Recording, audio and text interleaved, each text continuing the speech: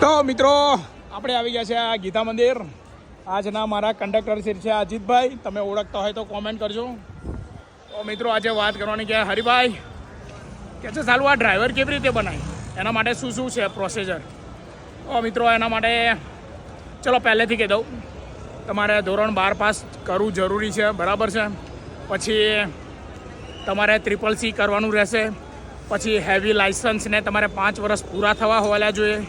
પછી તમારે 100 માર્કનો ટેસ્ટ આપવાનો રહેશે અને એમાં પાસ થાવ એટલે તમારે પ્રેક્ટિકલ પણ આપવાનું રહેશે.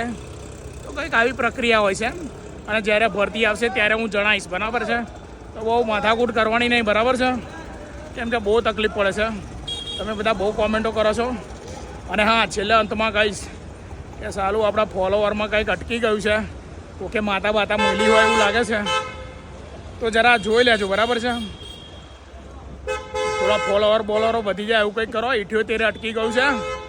આવી ગયા છે ઉપસરપંચની ચા પીવા.